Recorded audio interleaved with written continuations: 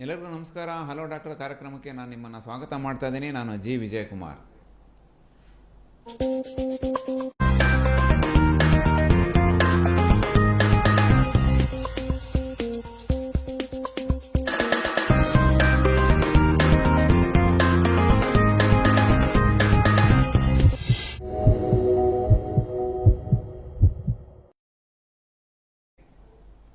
Okay ವೀಕ್ಷಕರೇ, March 20 ತಲೆಪೆಟ್ಟು ದಿನಾಚರಣೆಯ ಒಂದು ಮಾಹಿತಿಯನ್ನು ಕೊಡಲಿಕ್ಕೆ ನಮಗೆ ಡಾಕ್ಟರ್ ಮಧುಸೂದನ್ ಎನ್ ಅವರು ನಮ್ಮೊಟ್ಟಿಗಿದ್ದಾರೆ. ಮೆಟ್ರೋ ಹಾಸ್ಪಿಟಲಲ್ಲಿ ಈಗಾಗಲೇ ಸಾಕಷ್ಟು ವರ್ಷಗಳಿಂದ ಸೇವೆ ಸಲ್ಲಿಸ್ತಾ ಇದ್ದಾರೆ. ಮೊದಲು ನಿಮ್ಯಾನ್ಸಲ್ಲಿ ಹಾಗೂ ಬೇರೆ ಬೇರೆ ಹಾಸ್ಪಿಟ್ಲ್ಗಳಲ್ಲಿ ಸೇವೆ ಸಲ್ಲಿಸಿ ಇವತ್ತು ತಲೆಪೆಟ್ಟು ದಿನಾಚರಣೆ ಏನು, ಹೆಡ್ ಇಂಜುರಿ ಅಂದರೆ ಏನು, ಇದರಿಂದ ಏನೇನು ಪರಿಣಾಮ ಆಗುತ್ತೆ, ಯಾವ ರೀತಿ ಸಾವನ್ನಪ್ತಾ ಇದ್ದಾರೆ, ಇದಕ್ಕೆ ನಾವು ಪ್ರಿಕಾಷನ್ಯಾಗಿ ಏನು ಮಾಡಬೇಕು, ಅದರ ಒಂದು ಸಮಗ್ರವಾದ ಮಾಹಿತಿಯನ್ನು ಡಾಕ್ಟರ್ ಮಧುಸೂದನ್ ಅವರು ನಮಗೆ ಕೊಡ್ತಾ ಇದ್ದಾರೆ. ಅವರಿಗೆ ಕಾರ್ಯಕ್ರಮಕ್ಕೆ ಹೃತ್ಪೂರ್ವಕವಾದ ಸ್ವಾಗತವನ್ನು ಮಾಡ್ತಾ ಇದ್ದೇನೆ. ನಮಸ್ಕಾರ ಸರ್. ಈಗ ವಿಶ್ವ ಈ ತಲೆಪೆಟ್ಟು ದಿನಾಚರಣೆ ಏನು ಒಂದು ಪ್ರಮುಖ ಕಾರಣ, ಇದನ್ನು ಯಾಕೆ ಇದೇ ದಿನ ಆಚರಣೆ ಮಾಡ್ತಾರೆ, ಏನು ಇದರದ್ದು ರೀಸನ್ ಏನು ಸರ್? ಸರ್, ಅಪಘಾತ ಆದಾಗ ಮೊದಲು ಪೆಟ್ಟಾಗೋದು ತಲೆಗೆ. ಸೊ ವಿಶ್ವದಲ್ಲಿ ನಾವೀಗ ತಗೊಂಡ್ರೆ ಆಲ್ಮೋಸ್ಟ್ 4 ನಿಮಿಷಕ್ಕೆ ಒಬ್ಬರು ಅಪಘಾತದಿಂದ ಸಾವನ್ನಪ್ತಾ ಇದ್ದಾರೆ. ಅದೇ ನಮ್ಮ ಪ್ರತಿ 4 ನಿಮಿಷಕ್ಕೊಮ್ಮೆ. ಅದೇ ಭಾರತದಲ್ಲಿ ತಗೊಂಡ್ರೆ ಪ್ರತಿ 7 ನಿಮಿಷಕ್ಕೆ ಒಬ್ಬರು ಸಾವನ್ನಪ್ತಾ ಇದ್ದಾರೆ ಅಪಘಾತದಿಂದಾಗಿ. ಸೊ ಅಪಘಾತ ಆದಾಗ ಮೊದಲು ಜಾಸ್ತಿ ಪೆಟ್ಟಾಗೋದು ಮೇನ್ ಸೂಕ್ಷ್ಮವಾದ ದೇಹದ ಪಾರ್ಟ್ ಅಂದರೆ ಮೆದುಳು. ಸೊ ಆ ಉದ್ದೇಶದಿಂದ ಈ ಮೆದುಳು ಪೆಟ್ಟಾದಾಗ ಕೇವಲ ಜೀವ ಹೋಗಲ್ಲ, ಒಬ್ಬ ವ್ಯಕ್ತಿಯ ಜೀವನ ಹೋಗುತ್ತೆ.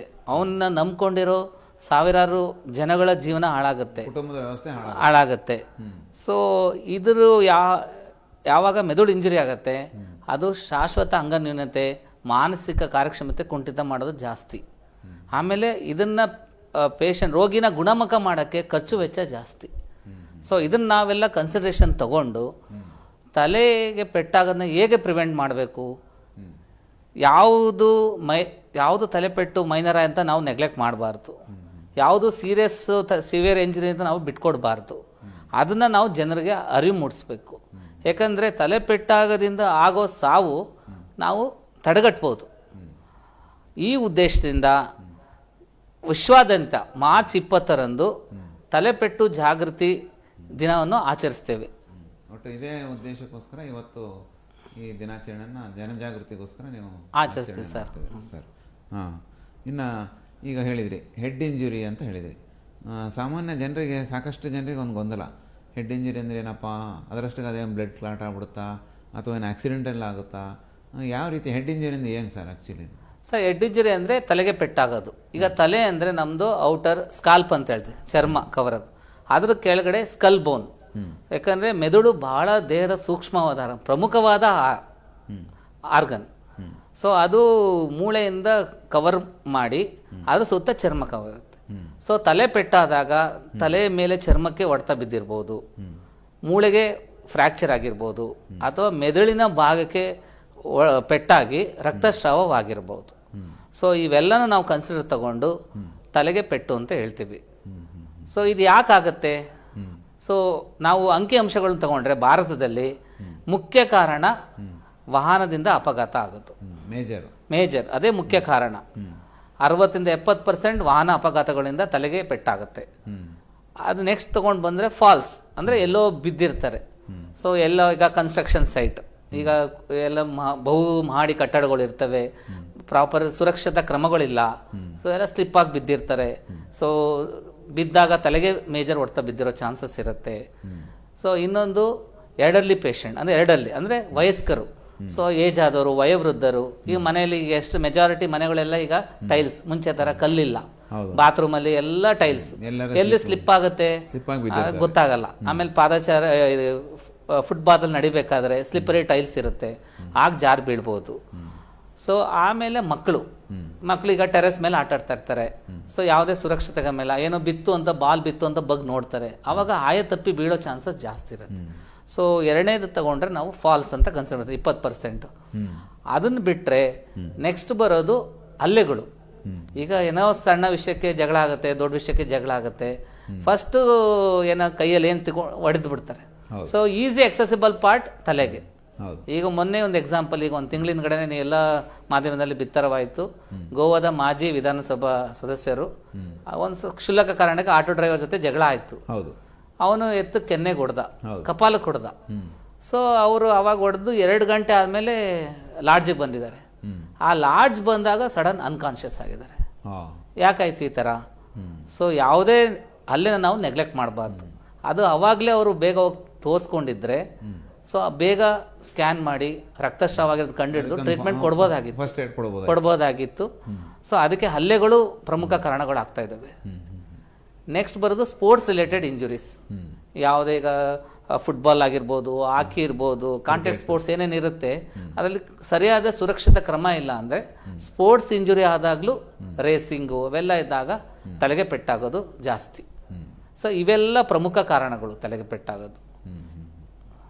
ಅದಕ್ಕೆ ನಾವು ಪ್ರಿಕಾಷನರಿ ತಗೋಬೇಕು ಅಂತ ಹೇಳ್ತೀರಾ? ಹೌದು. ಪ್ರತಿಯೊಬ್ಬರು ಯಾವುದೇ ಕೆಲಸದಲ್ಲಾಗಲಿ, ಯಾವುದೇ ಸ್ಪೋರ್ಟ್ಸಲ್ಲಾಗಲಿ, ಅಥವಾ ವಾಹನದಲ್ಲಿ ಚಲಾಯಿಸೋದಾಗಲಿ, ಮನೆ ಮಕ್ಕಳು ಆಟ ಆಡೋದಾಗಲಿ, ಅಥವಾ ಕಟ್ಟಡಗಳು ಕಟ್ಟಬೇಕಾದ್ರೆ ಅದೆಲ್ಲ ಸುರಕ್ಷಿತ ಕ್ರಮಗಳು ನಾವು ಪಾಲಿಸಲೇಬೇಕು. Okay sir. ಇನ್ನು ಈ ಹೆಡ್ ಇಂಜುರಿಯ ತೀವ್ರತೆಗಳು ಯಾವ ರೀತಿ ಮತ್ತು ಲಕ್ಷಣಗಳು ಹೆಂಗೆ ಇರುತ್ತೆ, ನಮ್ಗೆ ಹೆಂಗೆ ಗೊತ್ತಾಗುತ್ತದು? ಈಗ ಮಾಮೂಲಿಯಾಗಿ ಅಲ್ಲಿ ಬಿದ್ದು ಬಂದ ಮೇಲೆ ಸುಮ್ಮನೆ ಇರ್ತಾರೆ, ಮಾಮೂಲಿಯಾಗಿ ಎಲ್ಲರ ಮಧ್ಯೆ ನಾವು ಚೆನ್ನಾಗೇ ಇರ್ತಾರೆ.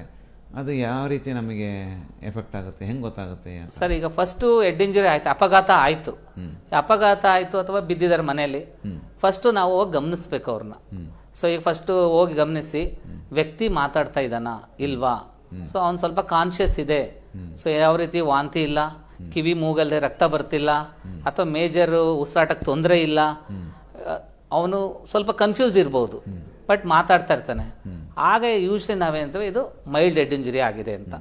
ಸೊ ಅಂಥ ವ್ಯಕ್ತಿಗಳಿಗೆ ನಾವು ಆರೈಕೆ ಮಾಡಿ ನಿಯರ್ ಬೈ ಹಾಸ್ಪಿಟ್ಲಿಗೆ ಕರ್ಕೊಂಡೋಗಿ ಸೂಕ್ತ ಚಿಕಿತ್ಸೆಯನ್ನು ಕೊಡಬೇಕು. ಒಂದು ಕರೆ ಇದೆ ಸರ್. ನಮಸ್ತೆ ಸರ್. ನಮಸ್ತೆ. ನಿಮ್ಮ ಹೆಸರು ಸರ್? ಸರ್ ನಮ್ಮ ಹೆಸರು ಕಿಶೋರ್ ಅಂತ. ಎಲ್ಲಿಂದ ಮಾತಾಡ್ತಾ ಇದ್ದೀರಾ? ಅದೇ ನಾವು ಇಲ್ಲೇ ಶಿವಮೊಗ್ಗ ಸರ್. ಮಾತಾಡಿ. ಡಾಕ್ಟರ್ ಮಧುಸೂದನ್ ಅವರಿದ್ದಾರೆ. ಸರ್ ನಮಸ್ತೆ ಸರ್. ನಮಸ್ಕಾರ, ಹೇಳಿ ಕಿಶೋರ್. ಸರ್ ನಮ್ಮ ಬ್ರದರ್ ಒಬ್ರು ಅವ್ರ ಆಟೋಯಿಂದ ಬಿದ್ದು ಇದು ತಲೆಗೆ ಪೆಟ್ಟಾಗಿತ್ತು, ಅವ್ರಿಗೆ ಆಟೋ ಆಕ್ಸಿಡೆಂಟ್ ಆಗಿದೆ. ಓಕೆ. ಹಾಗಾಗಿ ಅವರು ಸ್ವಲ್ಪ ಅದ್ರ ಬಗ್ಗೆ ವಿಚಾರಿಸ್ಬೇಕಿತ್ತು ಸರ್. ಬೆಂಗಳೂರಲ್ಲಿ ರಿಮಾನ್ಸ್ ಎಲ್ಲ ತೋರಿಸಿದ್ವಿ. ಓಕೆ. ಅದೇ ಸ್ವಲ್ಪ ಪೇಯ್ನು ಎಲ್ಲ ಅಂತಿದ್ರು. ಮತ್ತೇನಾರ ಬೇರೆ ಕಡೆ ತೋರಿಸ್ಬೇಕಾ ಅಥವಾ ಹಿಂಗೆ? ಅಲ್ಲ, ಈಗ ಒಂದ್ಸಲಿ ತಲೆ ಪೆಟ್ಟಾದಾಗ ಸೊ ಅದೇ ತಕ್ಷಣ ಗುಣ ಆಗಲ್ಲ. ಕೆಲವೊಂದು ಇಮಿಡಿಯೇಟ್ ಎಫೆಕ್ಟ್ಸ್ ಇರುತ್ತೆ. ಆದಾಗ ಏನೇನು ತಲೆನೋವು ಬರೋದು, ವಾಂತಿ ಆಗೋದು, ಅಥವಾ ತಲೆ ಸುತ್ತು ಬರೋದು.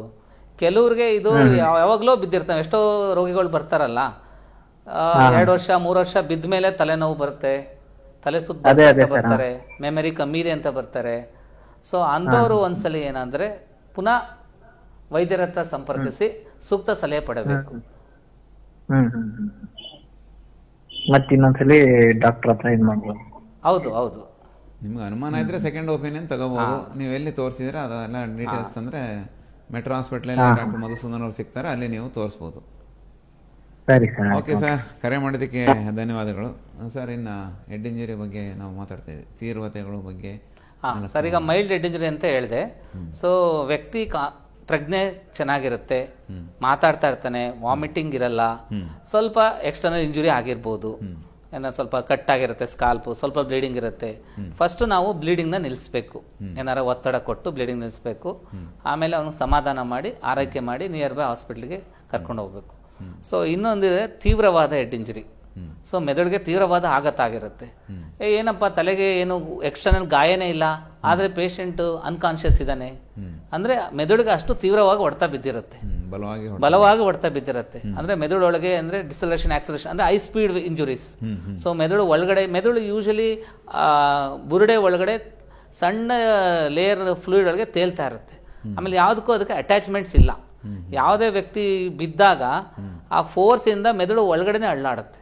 ಸೊ ತಲೆ ಬುರುಡೆ ಒಳಪದರ ಇರ್ರೆಗ್ಯುಲರ್ ಸರ್ಫೇಸ್, ಅದು ಹೊರಗಡೆ ನಮ್ದು ಸ್ಮೂತ್ ಸರ್ಫೇಸ್ ಇರುತ್ತೆ, ಬಟ್ ಒಳಗಡೆ ಅದು ಇರ್ರೆಗ್ಯುಲರ್, ಅದು ಮಲ್ಟಿಪಲ್ ಕಂಪಾರ್ಟ್ಮೆಂಟ್ಸ್ ಇರುತ್ತೆ. ಯಾವುದೇ ಮೆದುಳು ಹಿಂದೆ ಬಿದ್ದಾಗ coop and counter coop injury ಅಂತೀವಿ. ಹಿಂದೆ ಬಿದ್ದ ಜಾಗಕ್ಕೂ ಸ್ವಲ್ಪ ಪೆಟ್ಟಾಗುತ್ತೆ.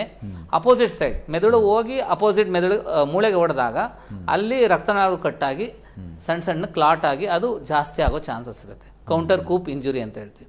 ಅದಕ್ಕೆ ಕಿವಿ ಬ್ಲಡ್ ಬಂದಿರಲ್ಲ, ಮೆದುಳು ಎಕ್ಸ್ಟರ್ನಲ್ ಇಂಜುರಿ ಇರಲ್ಲ, ಆದ್ರೂ ಪೇಷಂಟ್ ಅನ್ಕಾನ್ಶಿಯಸ್ ಆಗಿರ್ತಾನೆ. ಸೊ ಬಟ್ ಪೇಷಂಟ್ ಅನ್ಕಾನ್ಶಿಯಸ್ ಆದಾಗ ನಾವು ನೆಗ್ಲೆಕ್ಟ್ ಮಾಡಲೇಬಾರ್ದು.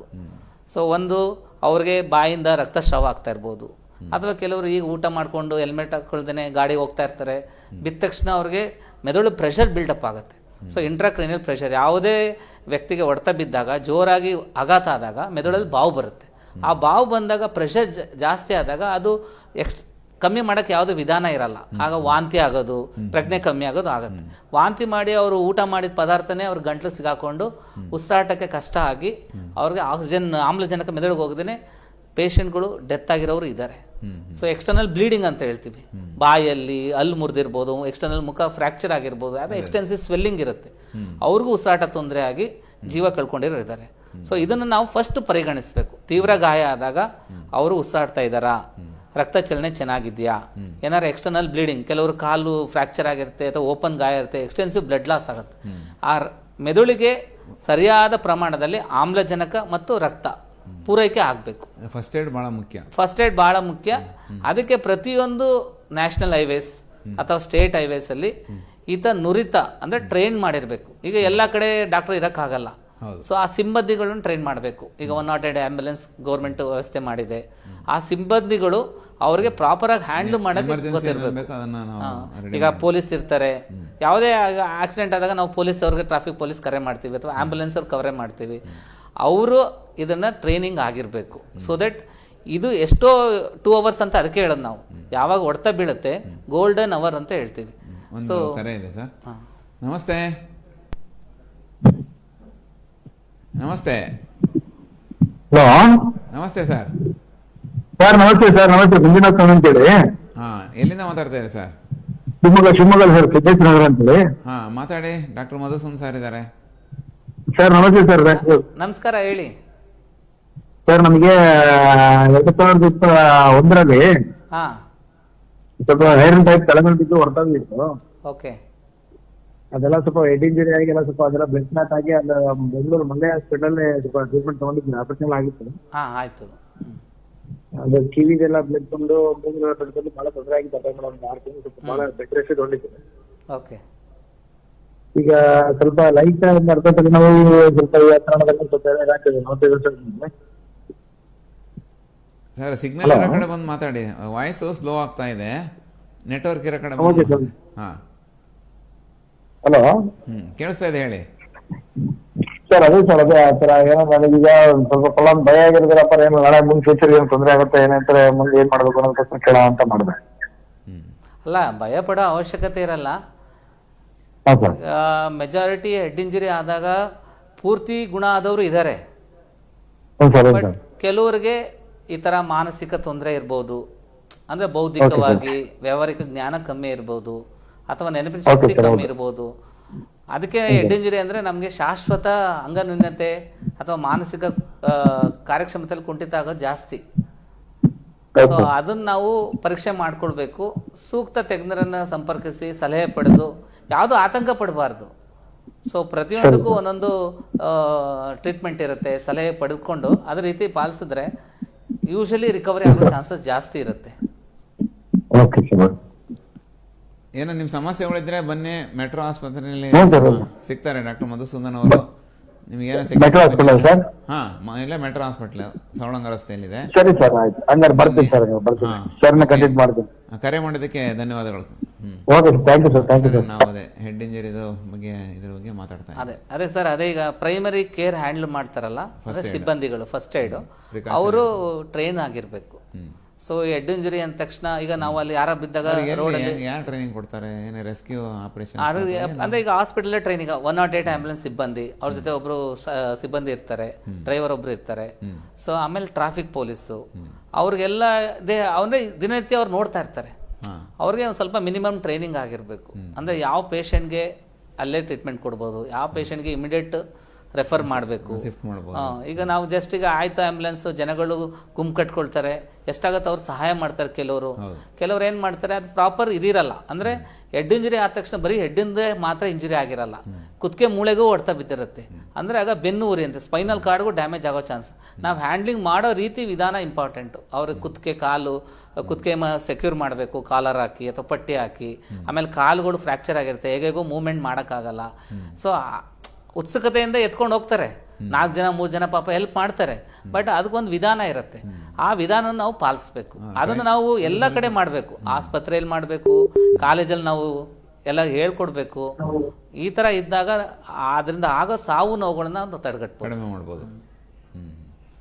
ಓಕೆ ಸರ್, ಮತ್ತು ನಾವು ಇದರ ಬಗ್ಗೆ ಈಗಾಗಲೇ ನಾವು ಸಾಕಷ್ಟು ಒಂಥರ ಸೀರಿಯಸ್ ಜಾಸ್ತಿ ಬಂದುಬಿಟ್ಟಿದೆ, ತೀವ್ರತೆ. ಈಗ ಹೆಡ್ ಇಂಜರಿ ಬಗ್ಗೆ ನಾವು ನೋಡ್ತಾನೆ ಇದ್ದೀವಿ. ಏನು ಇದಕ್ಕೆ ಒಂದು ಕಾರಣ ಏನು ಸರ್? ಕಾರಣ ಅದೇ ಸರ್, ಅಂದರೆ ನಾವು ನೆಗ್ಲಿಜೆನ್ಸ್. ಅಂದರೆ ಬಿಡು, ಈಗ ಹೇಳಿ ನಾವು ಎಷ್ಟು ಜನ ಪೇಷಂಟ್ ನೋಡ್ತೀವಿ, ಸರ್ ಇಲ್ಲೇ ಊರು 5 ನಿಮಿಷ ನಾನು ತೋಟಕ್ಕೆ ಹೋದೆ, ಇಲ್ಲೇನು ಸರ್ ಹೆಲ್ಮೆಟ್ ಏನು ಬೇಕಾಗಿಲ್ಲ ಅಂತ ಹೆಲ್ಮೆಟ್ ಹಾಕಲ್ಲ. ಸೊ ಅದು ಮುಖ್ಯ ಕಾರಣ ಎಷ್ಟೊಂದು ದಿನ. ಸೊ ಬಟ್ ಯಾವುದೋ ಅಡ್ಡ ಬರ್ತಾರೆ, ಸ್ಪೀಡ್ ಜಾಸ್ತಿ ಇರುತ್ತೆ, ಬಿದ್ದು ಜೀವ ಕಳ್ಕೊಂಡು ತುಂಬ ಜನ ನಾವು ನೋಡ್ತಾ ಇರ್ತೀವಿ. ಈಗಾಗಲೇ ಜಿಲ್ಲಾಡಳಿತ ಇರ್ಬೋದು, ಟ್ರಾಫಿಕ್ ಪೊಲೀಸು ಸಾಕಷ್ಟು ಅವೇರ್ನೆಸ್ ಮಾಡ್ತಾ ಇದ್ದಾರೆ ಸರ್. SP ಸಾಹೇಬರು ಕೊಡ್ತಾ ಇದ್ದಾರೆ. ಆದರೆ ಮಕ್ಕಳ ಕೈಯಲ್ಲಿ ಬೈಕು, ಈ ವೀಲಿಂಗು, ಇದು ರೋಡಮ್ಸು, ಇದೆಲ್ಲದು ಒಂದು ಸಮಸ್ಯೆ ಇದೆ ಅಂತ ಅನಿಸ್ತಾ ಇದೆ. ಅದೇ ಈಗ ಜನಗಳು ಜಾಗೃತರಾಗಬೇಕು, ನಮ್ಮ ಉದ್ದೇಶ ಅದೇನೆ. ಸೊ ಈಗ 1 ನಿಮಿಷ ಎಡವಟ್ಟಿದ್ರೆ ಒಂದು ಜೀವನ ಹಾಳಾಗುತ್ತೆ. ಸೊ ಅದಕ್ಕೆ ನಮಗೆ ಮೇನ್ ಜೀವನ ಎರಡೂ ಹಾಳಾಗುತ್ತೆ. ಈಗ ಪೇಷಂಟ್ ಬದುಕ್ಬೋದು ಹೆಡ್ ಇಂಜುರಿ ಆಗ, ತೀವ್ರ ಹೆಡ್ ಇಂಜುರಿ ಆಗಿ ಬದುಕಿರೋ ತುಂಬ ಜನ ಇದ್ದಾರೆ. ಬಟ್ ಪರ್ಪಸ್ಫುಲ್ ಲೈಫ್ ಇಲ್ಲ, ಅಂದರೆ ಅವರು ಜೀವನ ಸರಿ ನಡೆಸೋಕ್ಕಾಗ್ತಾ ಇಲ್ಲ, ಬೇರೆಯವ್ರ ಮೇಲೆ ಆಧಾರವಾಗಿದ್ದಾರೆ, ಹೊರೆ ಆಗಿದ್ದಾರೆ ಕೆಲವರು. ಸೊ ಇದನ್ನೆಲ್ಲ ನಾವು ಪರಿಗಣಿಸಿದ್ರೆ, ಸೊ ಕುಟುಂಬಕ್ಕಾಗ ನಷ್ಟ, ವ್ಯಕ್ತಿಗಾಗ ನಷ್ಟ, ಅದರಿಂದ ದೇಶಕ್ಕಾಗ ನಷ್ಟ ಬಗ್ಗೆ ನಾವು ಕೌಂಟ್ ಮಾಡಿದ್ರೆ ತುಂಬ ಇಂಪ್ಯಾಕ್ಟ್ ಆಗ್ತದೆ. ಆರೋಗ್ಯವಂತ ಮನುಷ್ಯ ಒಂದು ಸದೃಢವಾದ ಸಮಾಜ ನಿರ್ಮಾಣ ಮಾಡ್ತಾನೆ, ಒಂದು ಆಸ್ತಿ ಸರ್. ಓಕೆ ಸರ್, ಮತ್ತೊಂದು ಕರೆ ಇದೆ ನೋಡೋಣ. ನಮಸ್ತೆ ಸರ್. ನಮಸ್ತೆ. ಎಲ್ಲಿಂದ ಮಾತಾಡ್ತಾ ಇದ್ದೀರಾ? ಶಿವಮೊಗ್ಗ. ನಿಮ್ಮ ಹೆಸರು? ಹಾಂ, ಮಾತಾಡಿ, ಡಾಕ್ಟರ್ ಇದ್ದಾರೆ. ಸರ್ ನಮಸ್ತೆ. ನಮಸ್ಕಾರ, ಹೇಳಿಮ್ಮ. ಸರ್ ಇದು ಬೈಕ್ ಹೋಗುವಾಗೆಲ್ಲ ಆಕ್ಸಿಡೆಂಟ್ ಆಗತ್ತಲ್ವಾ ಸರ್? ಯಾವ್ದಮ್ಮ?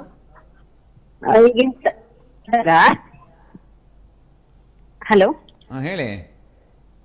ಆಕ್ಸಿಡೆಂಟ್ ಆದಲ್ವಾ, ಅಲ್ಲಿ ನಾವು ತಕ್ಷಣ ಏನಾದ್ರು ನಾವು ಫಸ್ಟ್ ಏಡ್ ಮಾಡೋದಾದ್ರೆ ಯಾವ ತರ? ಬ್ಲೀಡಿಂಗ್ ಎಲ್ಲ ಆಗಿರುತ್ತೆ ಹೆಡ್ ಇಂಜುರಿ ಆಗಿ. ಸೊ ಫಸ್ಟ್ ಏಡ್ ಮಾಡ್ಬೇಕಂದ್ರೆ ತಕ್ಷಣ ಏನ್ ಮಾಡೋದು ಸರ್ ನಾವು? ಅದೇ ಈಗ ನಾವು ಫಸ್ಟ್ ನೋಡಿದ್ವಲ್ಲ, ಈಗ ಎಷ್ಟು ಜನ ನಾವು ರೋಡಲ್ಲಿ ಬಿದ್ದಿರ್ತಾರೆ. ಸೊ ಬಿದ್ದ ತಕ್ಷಣ ನಾವೇನಾಗ್ತೀವಿ, ಗಾಬರಿ ಆಗ್ಬಾರ್ದು ಒಂದು. ಸೊ ಎಷ್ಟೊಂದು ಜನಕ್ಕೆ ಈಗ ಮೆಜಾರಿಟಿ 70% ಅಪಘಾತ ಆದಾಗ ಮೈನರ್ ಹೆಡ್ ಇಂಜುರಿ ಇರ್ತದೆ.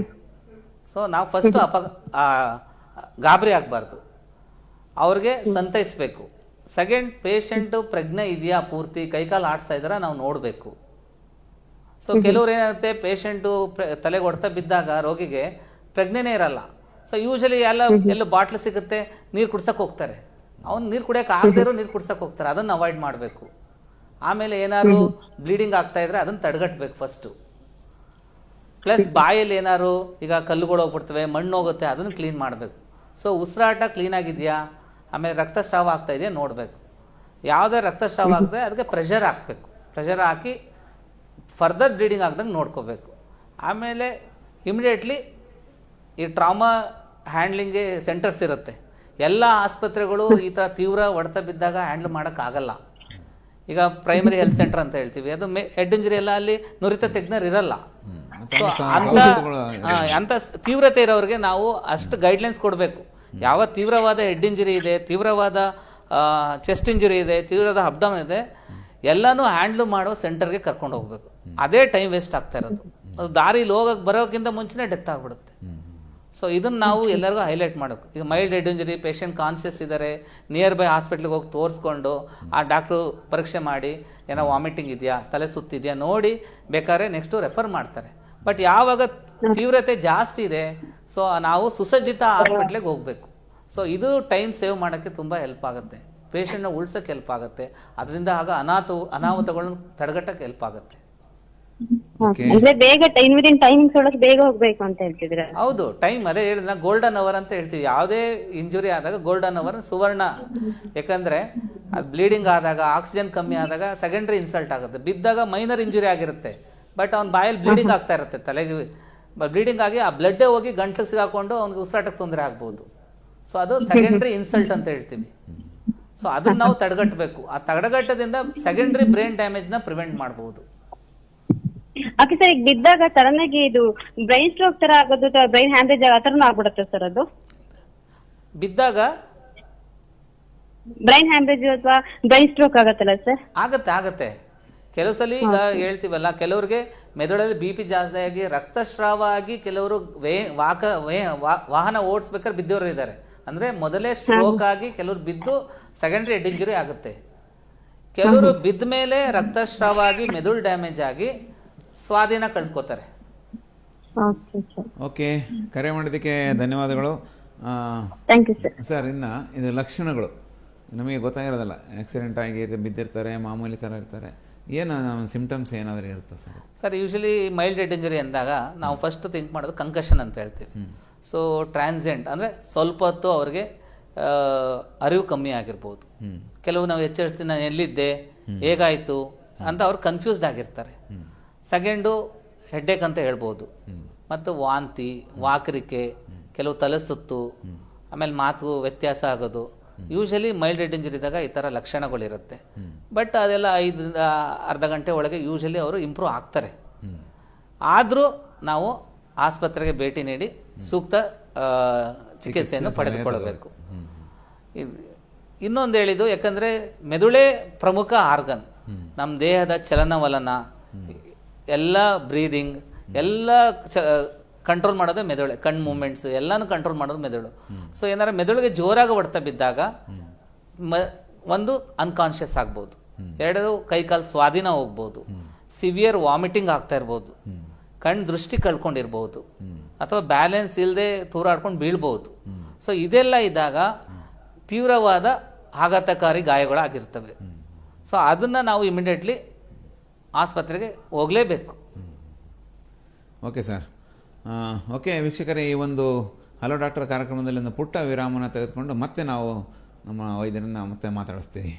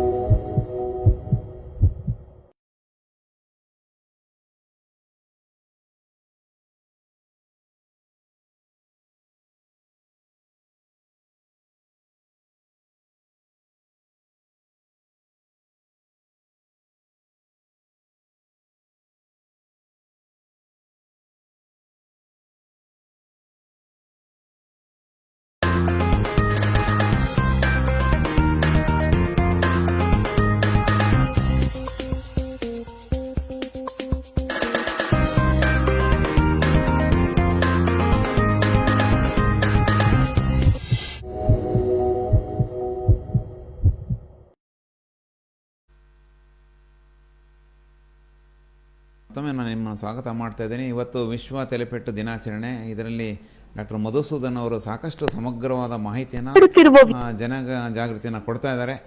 ಮತ್ತೆ ನೇರವಾಗಿ ಅವ್ರನ್ನ ನಾವು ಮತ್ತೆ ಮಾತಾಡಿಸ್ತಾ ಇದ್ದೀವಿ. ಸರ್ ಹೇಳಿ, ಆವಾಗಲೇ ನಾವು ಇದ್ರ ಬಗ್ಗೆ ತೀವ್ರತೆ ಬಗ್ಗೆ ಮಾತಾಡಿದ್ವಿ, ರೋಡ್ ಆಕ್ಸಿಡೆಂಟ್ಗಳ ಬಗ್ಗೆ ಮಾತಾಡಿದ್ವಿ. ಇನ್ನು ಹೇಳಿ ಸರ್, ನಮ್ಮ ಜೊತೆಗೆ ಮತ್ತೊಬ್ಬರು ಜಾಯಿನ್ ಆಗಿದ್ದಾರೆ. ಸರ್, ನಾನೊಂದು ನಿದರ್ಶನ ಹೇಳಕ್ಕೆ ಬಯಸ್ತೀನಿ. ಒಂದು ಘಟನೆ.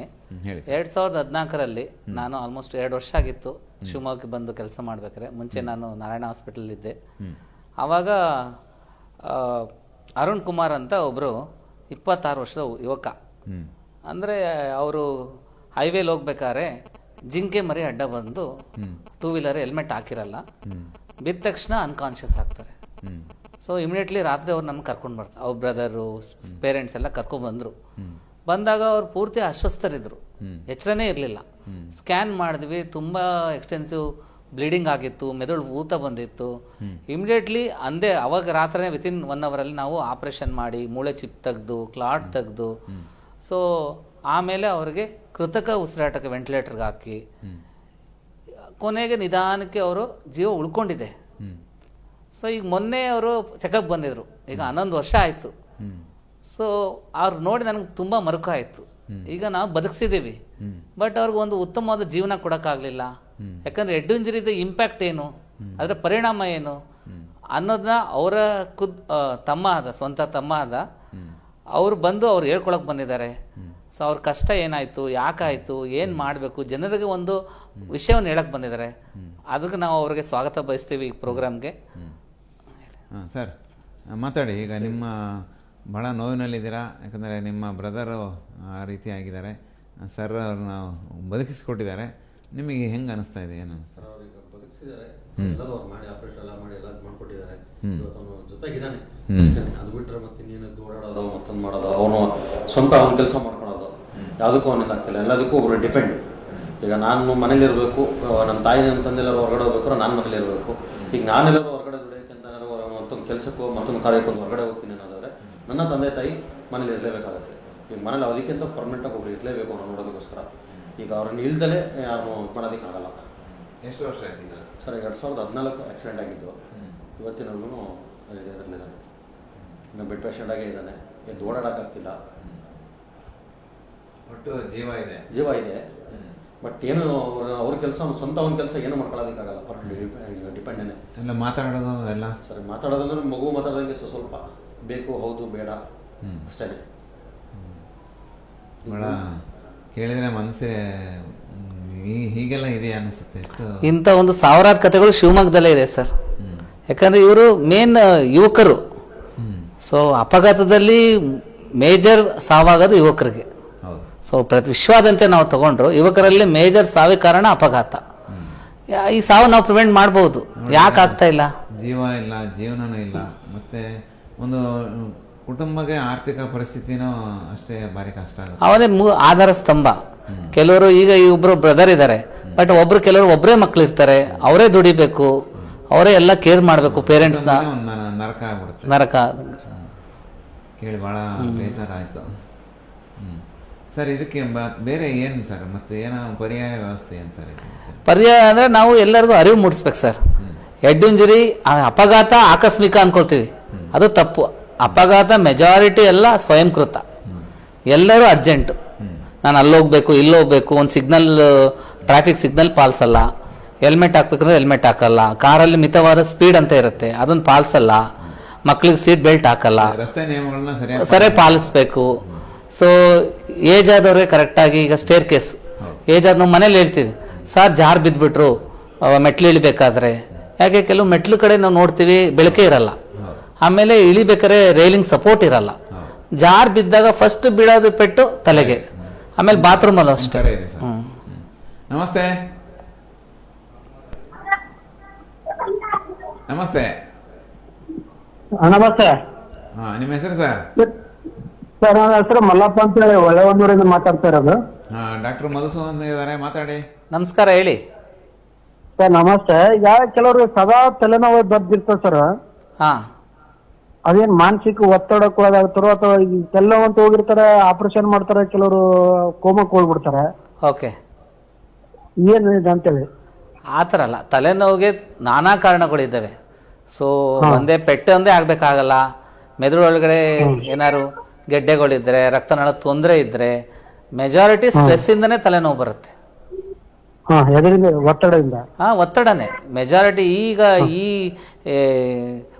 ಸ್ಪರ್ಧಾತ್ಮಕ ಪ್ರಪಂಚದಲ್ಲಿ ಒತ್ತಡನೇ ಜಾಸ್ತಿ. ಪ್ರಾಪರ್ ಆಗಿ ನಿದ್ದೆ ಆಗ್ತಾ ಇಲ್ಲ, ಟೆನ್ಷನ್ ಜಾಸ್ತಿ, ಮೊಬೈಲ್ ಬಳಕೆ ಜಾಸ್ತಿ. ದೈಹಿಕ ಚಟುವಟಿಕೆ ದೈಹಿಕ ಚಟುವಟಿಕೆ ಅಂದ್ರೆ ಒಳ್ಳೆ ಉತ್ತಮ ಚಟುವಟಿಕೆಗಳು ಕಮ್ಮಿ ಆಗಿವೆ. ಸೊ ಒತ್ತಡಗಳೇ ಜಾಸ್ತಿ ಇದ್ದಾಗ ಒತ್ತಡನ ನಿರ್ವಹಿಸೋ ಮೇನು ಮೆದುಳೆ. ಸೊ ಅದಕ್ಕೆ ಒತ್ತಡ ಜಾಸ್ತಿ ಆದಾಗ ತಲೆನೋವು ಕಾಮನ್. ಹಾ ಸರ್, ಬಟ್ ಈಗಿನ ಯುವ ಜನತೆಗೆ ಒತ್ತಡ ನಿಭಾಯಿಸ್ಕೊಳ್ಳೋ ಶಕ್ತಿ ಇರಲ್ಲ ಸರ್. ತಾವೇನ್ ತಲೆ ಶಕ್ತಿ ಇಲ್ಲ. ಪ್ರತಿಯೊಬ್ರು ಹೇಳ್ತೀವ ಮನೆಯಿಂದನೇ ಎಲ್ಲ ನಾವು ಕಲ್ತ್ಕೋಬೇಕು.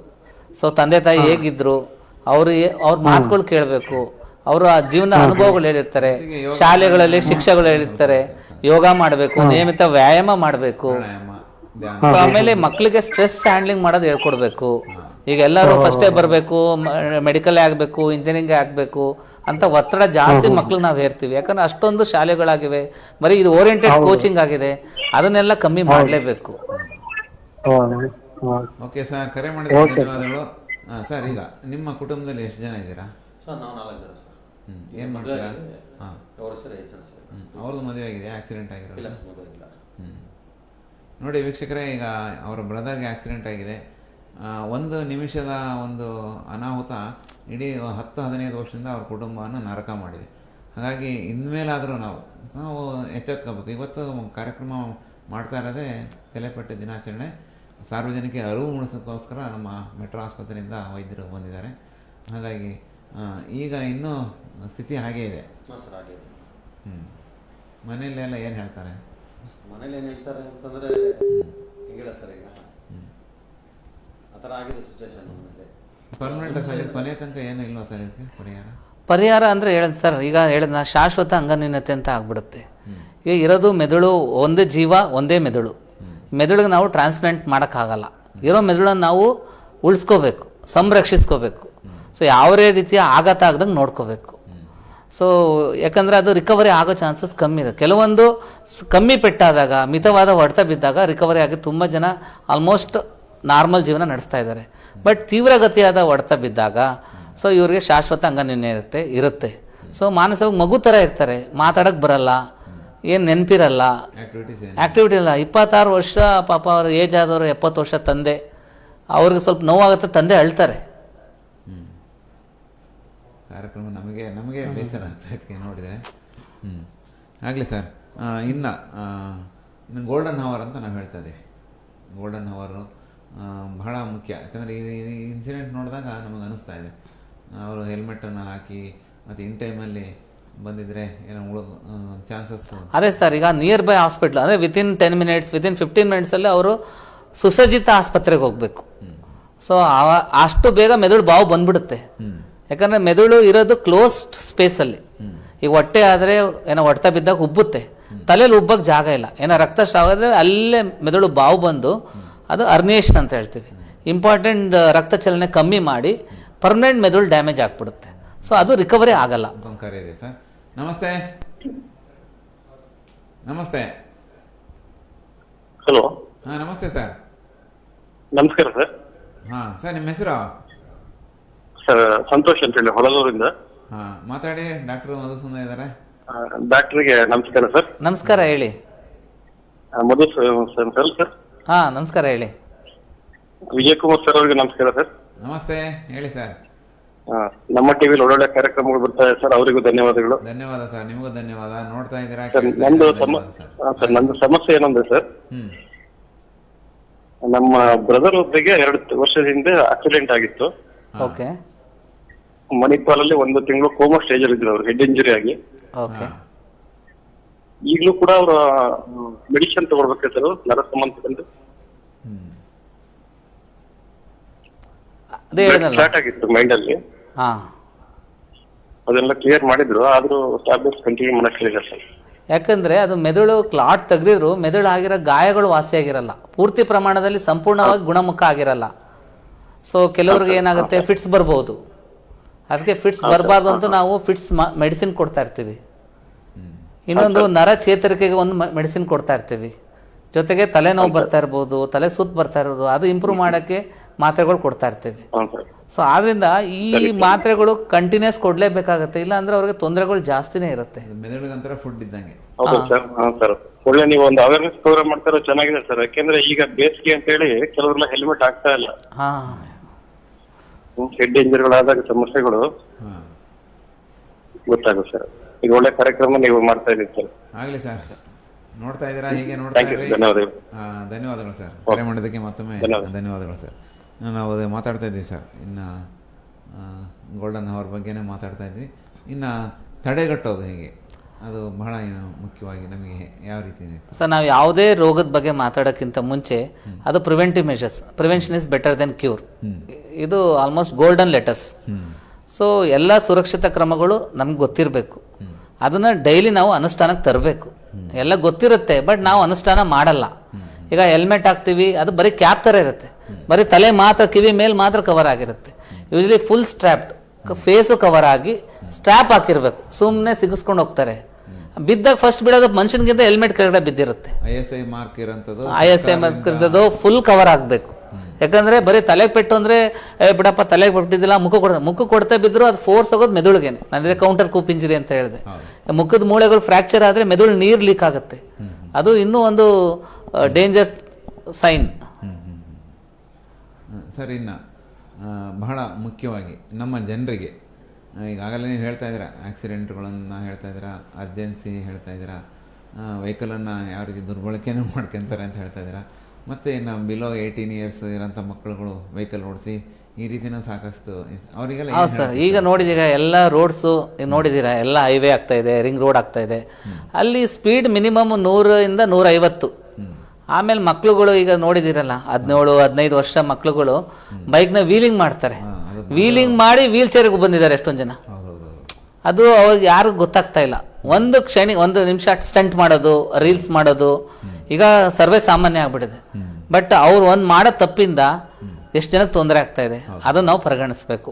ಇದನ್ನೆಲ್ಲ ನಾವು ಪ್ರತಿಯೊಂದು ಕಾಲೇಜು ಮಟ್ಟದಲ್ಲಿ ನಾವು ಇದನ್ನ ಸ್ಟಾರ್ಟ್ ಮಾಡಬೇಕು. ಅಂದ್ರೆ ಬೇಸಿಕ್ ತಳಮಟ್ಟದ ಹಂತದಿಂದ ನಾವು ಇದನ್ನ ಅರಿವು ಮೂಡಿಸ್ಬೇಕು. ಇನ್ನು ಈ ಚಿಕಿತ್ಸೆ, ಮತ್ತೊಂದು ಕರೆ ಇದೆ ಸರ್. ನಮಸ್ತೆ. ನಮಸ್ತೆ. ಹಲೋ, ನಮಸ್ತೆ ಸರ್, ನಿಮ್ಮ ಹೆಸರು? ಸರ್, ನನ್ನ ಹೆಸರು ನಂದನ್ ಅಂತ. ಮಾತಾಡಿ, ಡಾಕ್ಟರ್ ಇದ್ದಾರೆ. ನನಗೆ ತಲೆಗೇನು ಪೆಟ್ಟು ಬಿದ್ದಿಲ್ಲ, ಆದ್ರೆ ತಲೆ ತುಂಬಾ ನೋವು ಬರುತ್ತೆ.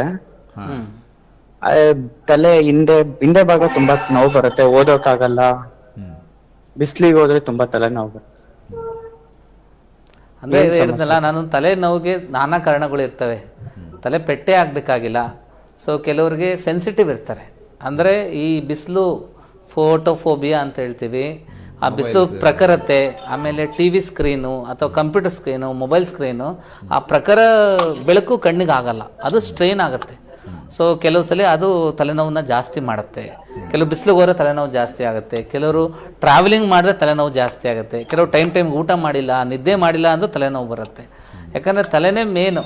ಸೊ ತಲೆ ಸುತ್ತ ಇರೋ ಮಾಂಸಖಂಡಗಳು, ರಕ್ತನಾಳಗಳು ಅದಕ್ಕೆ ಸ್ಟ್ರೆಸ್ಗೊಳಗಾಗಿ ತಲೆನೋವು ಬರೋದು ಕಾಮನ್. ಆಲ್ಮೋಸ್ಟ್ 90% ಜನಕ್ಕೆ ತಲೆನೋವು ಇಲ್ಲ ಅಂತ ಹೇಳೋದು ಯಾರೂ ಇಲ್ಲ. ಪ್ರತಿಯೊಬ್ಬರಿಗೂ ಒಂದು ಜೀವನದಲ್ಲಿ ತಲೆನೋವು ಬಂದೇ ಬರುತ್ತೆ.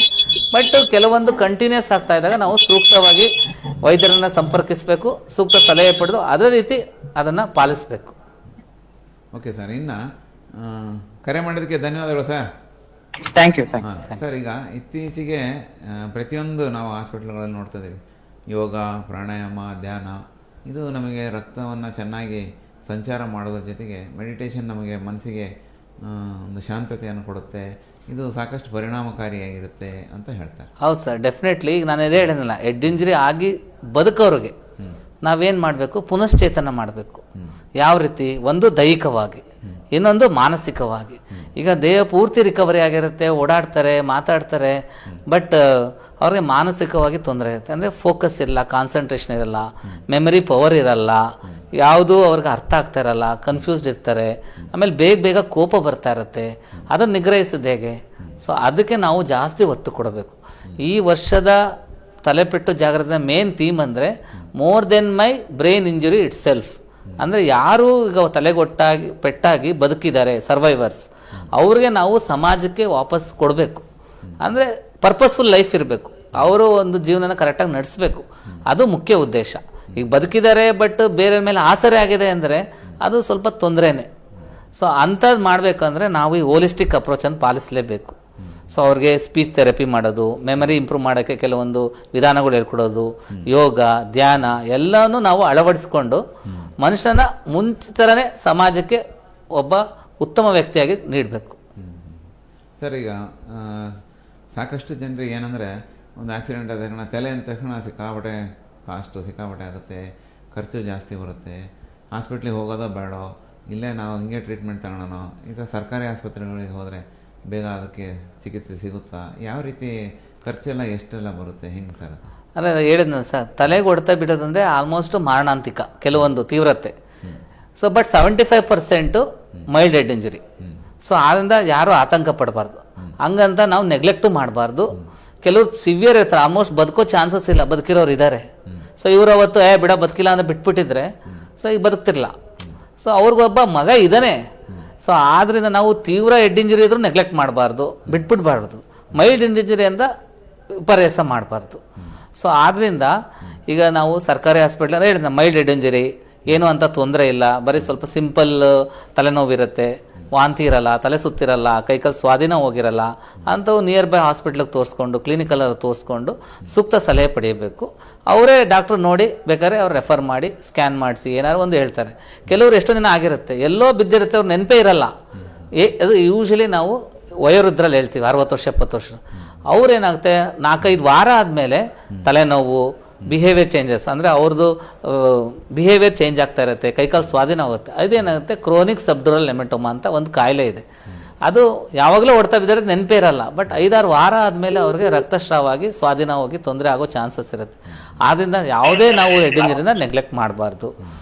ಈಗ ತೀವ್ರವಾದ ಹೆಡ್ ಇಂಜುರಿ ಆದಾಗ ಏನಾಗುತ್ತೆ, ಮಲ್ಟಿಪಲ್ ಆರ್ಗನ್ ಇಂಜುರಿನೂ ಆಗಿರುತ್ತೆ, BP ತೊಂದರೆ ಇರುತ್ತೆ, ಉಸಿರಾಡಕ್ಕೆ ತೊಂದರೆ ಇರುತ್ತೆ, ಅವ್ರಿಗೆ ಕೃತಕ ವೆಂಟಿಲೇಟರ್ ಹಾಕಬೇಕಾಗಿರುತ್ತೆ, ಎಲ್ಲ ಮೆಡಿಸಿನ್ಸ್ ತುಂಬ ಜಾಸ್ತಿ ಕೊಡಬೇಕಾಗುತ್ತೆ, ಫಿಟ್ಸ್ ಪ್ರಿವೆಂಟ್ ಮಾಡಬೇಕು, ಇನ್ಫೆಕ್ಷನ್ ಪ್ರಿವೆಂಟ್ ಮಾಡಬೇಕು, ಅವೆಲ್ಲ ಕಾಸ್ಟ್ಲಿ ಮೆಡಿಸಿನ್ಸ್. ಸೊ ಯೂಶಲಿ ಈ ಥರ ಕ್ರಿಟಿಕಲ್ ICU ಅಂದರೆ ಸುಸಜ್ಜಿತ ICU ಇದ್ದಾಗ ಮಾತ್ರ ಬದುಕೋ ಚಾನ್ಸ್. ಇಂಥ ಕೇಸ್ಗಳಲ್ಲಿ ಸಿಂಪಲ್ ಮಾಡರೇಟ್ ಇಂಜುರಿ ಬೇಗ ಇಂಪ್ರೂವ್ ಆಗ್ತಾರೆ. ಬಟ್ ಇಂಥವು ಜಾಸ್ತಿ ಖರ್ಚು ಆಗುತ್ತೆ, ದಿನಕ್ಕೆ 30-40 ಸಾವಿರ ತನಕನೂ ಖರ್ಚಾಗುತ್ತೆ. ಅನ್ ಕೇಸ್ ಆಪ್ರೇಷನ್ ಮಾಡಬೇಕು ಅಂದ್ರೂ ತುಂಬ ಇದೆಲ್ಲ ಎಕ್ಸ್ಪೆನ್ಸಿವ್. ಆಪ್ರೇಷನ್ ಆದಮೇಲೆ ಬೇಗ ಗುಣ ಆಗ್ತಾರಾ? ಇಲ್ಲ. ಸೊ ಯಾಕಂದರೆ ಇವರ ತಿಂಗಳುಗಟ್ಟಲೆ ಕೇರ್ ಮಾಡಬೇಕು, ಶುಶ್ರೂಷೆ ಮಾಡಬೇಕು, ಅವ್ರಿಗೆ ಮೆಡಿಸಿನ್ಸ್ ಕೊಡಬೇಕು, ಸಪೋರ್ಟ್ ಕೊಡಬೇಕು. ಇದೆಲ್ಲ ಏನಾಗುತ್ತೆ ಜೇಬ್ನ ಖಾಲಿ ಮಾಡ್ತಾ ಹೋಗುತ್ತೆ. ಅವ್ರಿಗೆ ಏನು ಆದಾಯ ಇರುತ್ತೆ ಅದೆಲ್ಲ ಕಳ್ಕೊಂಡಿರ್ತಾರೆ. ಸೊ ತುಂಬ ಜನ ಸಾಲ್ಗಾರ ಆಗಿರ್ತಾರೆ. ನಮಸ್ತೆ. ನಮಸ್ತೆ. ಹಲೋ, ನಮಸ್ತೆ ಸರ್, ನಿಮ್ಮ ಹೆಸರು? ಹಲೋ ಸರ್, ನಿಮ್ಮ ಹೆಸರು ಹೇಳಿ. ಸರ್, ರಮೇಶ್ ಅಂತ ಹೇಳಿ, ಪಿರಿಯಾಪಟ್ಟಣದಿಂದ ಸರ್. ಮಾತಾಡಿ ಸರ್. ಹಲೋ ಹಲೋ, ಹೇಳಿ.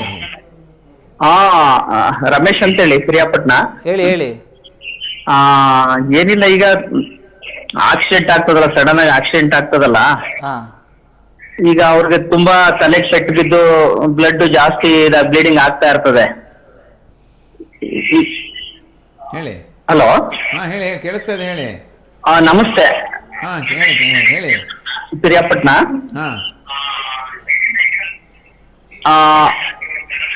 ಸರ್, ಸಿಗ್ನಲ್ ಇರೋ ಕಡೆ ಬಂದು ಮಾತಾಡ್ಬೇಕು. ಟಿವಿ ಮ್ಯೂಟ್ ಮಾಡಿ. ಬ್ಲೀಡಿಂಗ್ ಆಗ್ತಲ್ಲ ಅವ್ರಿಗೆ ಫಸ್ಟ್ ಏಡ್ ಏನು ಯಾವ ತರ ಮಾಡ್ಬೋದು ಸಡನ್ ಆಗಿ ಅವ್ರಿಗೆ? ಈಗ ಹಾಸ್ಪಿಟ್ಲ್ ಒಂದ್ 10 ಕಿಲೋಮೀಟರ್ ದೂರ ಇರ್ತದೆ, ಕರ್ಕೊಂಡು. ನೀವು ಟಿವಿ ಆನ್ ಮಾಡ್ಕೊಂಡಿದ್ದೀರಾ? ಟಿವಿನ ಮ್ಯೂಟ್ ಮಾಡಿ. ಮ್ಯೂಟ್ ಮಾಡಿದೀನಿ ಸರ್, ಮ್ಯೂಟ್ ಮಾಡಿದ್ದೀನಿ. ವಾಯ್ಸ್ ಕೇಳಿಸ್ತಾ ಇದೆ. ಮ್ಯೂಟ್ ಮಾಡಿದೀನಿ ಸರ್. ಈಗ ಕೇಳಿಸ್ತಾ ಇದೆ, ಹೇಳಿ. ಅದೇ ಈಗ ಒಂದು 10 ಕಿಲೋಮೀಟರ್ ದೂರ ಇರ್ತದೆ ಸರ್ ಹಾಸ್ಪಿಟ್ಲ್ ಕರ್ಕೊಂಡು ಹೋಗೋದಕ್ಕೆ. ಈಗ ತುಂಬಾ ಬ್ಲೀಡಿಂಗ್ ಆಗ್ತಾ ಇದೆ. ಅದಕ್ಕೆ ಏನ್ ಮಾಡ್ಬೇಕು ಅಂತನಾ? ಆಗ ಫಸ್ಟ್ ಏಡ್ ಏನ್ ಮಾಡೋದು ಸರ್ ಆಗ? ಅಂದ್ರೆ ಈಗ ಎಲ್ಲಿ ಬ್ಲೀಡಿಂಗ್ ಆಗ್ತದೆ, ಯಾವ ಭಾಗದಿಂದ ಬ್ಲೀಡಿಂಗ್ ಆಗ್ತದೆ ಅಂತ ನೋಡ್ಬೇಕು ಫಸ್ಟ್ ನಾವು. ಈಗ ತಲೆ ಹೊರಗಡೆ ಈ ತಲೆಗೆ ಬ್ಲೀಡಿಂಗ್ ಜಾಸ್ತಿ ಆಗ್ತಾ ಇರ್ತದೆ, ತಲೆಯಿಂದ ಹೊರಗಡೆ ಹಣೆ ಹತ್ರ ಜಾಸ್ತಿ ಬ್ಲೀಡಿಂಗ್ ಆಗ್ತಾ ಇರ್ತದೆ ತುಂಬಾನೇ. ಈಗ ಮೆದುಳಿಗೆ ಮತ್ತು ಮುಖಕ್ಕೆ ತುಂಬಾ ರಕ್ತ ಇರುತ್ತೆ, ರಕ್ತ ಚಲನೆ ಜಾಸ್ತಿ ಇರುತ್ತೆ. ಈ ಒಂದು ಸಿಂಪಲ್ ಕಟ್ ಆದ್ರೂ ಸಹ ತುಂಬಾ ಬ್ಲಡ್ ಲಾಸ್ ಆಗುತ್ತೆ. ಸೊ ಮೊದಲು ನಾವು ಒತ್ತಡ ಹಾಕ್ಬೇಕು. ಒತ್ತಡ ಹಾಕಿ ಪ್ರೆಷರ್ ಹಾಕಿದ್ರೆ ಎಷ್ಟೊಂದು ಬ್ಲೀಡಿಂಗ್ ಅದೇ ಸ್ಟಾಪ್ ಆಗುತ್ತೆ. ಆಮೇಲೆ ಯಾವ್ದಾದ್ರು ಬಟ್ಟೆ ತಗೊಂಡು ಸುತ್ತಬೇಕು, ಇಮಿಡಿಯೇಟ್ಲಿ ಕರ್ಕೊಂಡು ಹೋಗ್ಬೇಕು. ಈ ಕಾಲು ಕೈಯಲ್ಲಿ ಆಗ್ತವೆ, ಈಗ ಕೆಲವೊಂದು ಇಂಟರ್ನಲ್ ಬ್ಲೀಡಿಂಗ್ ಗೊತ್ತಾಗಲ್ಲ, ಈ ಕಾಲಲ್ಲಿ ಆಗ್ತವೆ, ಕಾಲು ಸ್ವಲ್ಪ ಎತ್ತರ ಮಾಡಬೇಕು, ಅದಕ್ಕೆ ಪ್ರೆಷರ್ ಬ್ಯಾಂಡೇಜ್ ಹಾಕಿ ಇಮಿಡಿಯೇಟ್ಲಿ ಹಾಸ್ಪಿಟ್ಲಿಗೆ ಕರ್ಕೊಂಡು ಹೋಗ್ಬೇಕು. Okay, thank you. ಸಾಕಷ್ಟು ಜನ ಕರೆ ಮಾಡ್ತಾರೆ ಸರ್, ಬೇರೆ ಬೇರೆ ಸಮಸ್ಯೆಗಳು ಬೇರೆ ಹೇಳ್ತಾರೆ. ಹಾಗಾಗಿ ಅವರ ಪಾಪ ಅವ್ರ ಕಷ್ಟಗಳಿಗೆ ನಾವು ಸ್ಪಂದಿಸಬೇಕಾಗತ್ತೆ.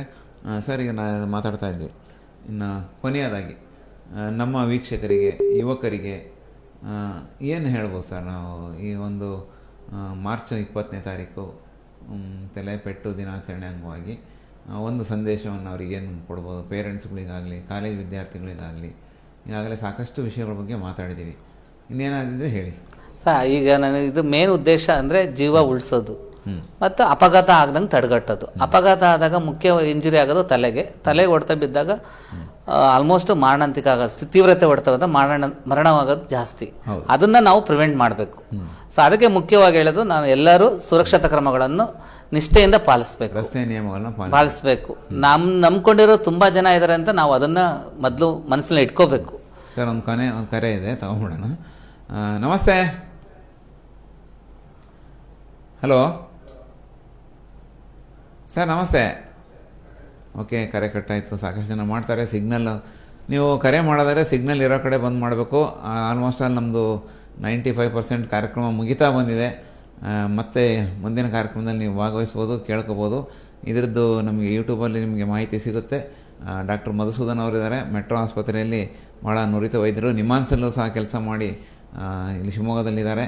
ಹಾಗಾಗಿ ನಿಮಗೇನಾದರೂ ಬೇಕಾದರೆ ಅವ್ರನ್ನ ಸಂಪರ್ಕ ಮಾಡ್ಬೋದು. ಸರ್, ಇನ್ನು ಬಹಳ ಮುಖ್ಯವಾಗಿ ನಿಮ್ಮ ಮೆಟ್ರೋ ಆಸ್ಪತ್ರೆಯಲ್ಲಿ ಈ ತಲೆಪೆಟ್ಟಿಗೆ ಸಂಬಂಧಪಟ್ಟಾಗೆ ಚಿಕಿತ್ಸೆ ಯಾವ ರೀತಿ ಸಿಗುತ್ತೆ ಸರ್?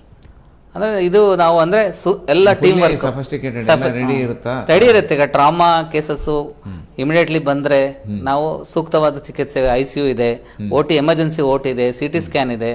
ಇಮಿಡಿಯೇಟ್ಲಿ ಏನು ಟ್ರಾಮಾ ಆಗಿ ಬಂದರೂ ಉತ್ತಮವಾಗಿ ಹ್ಯಾಂಡಲ್ ಮಾಡ್ಬೋದು ಅಂತ ಒಂದು ಸುಸಜ್ಜಿತವಾದ ವ್ಯವಸ್ಥೆ ನಮ್ಮ ಮೆಟ್ರೋ ಹಾಸ್ಪಿಟಲ್ ಇದೆ.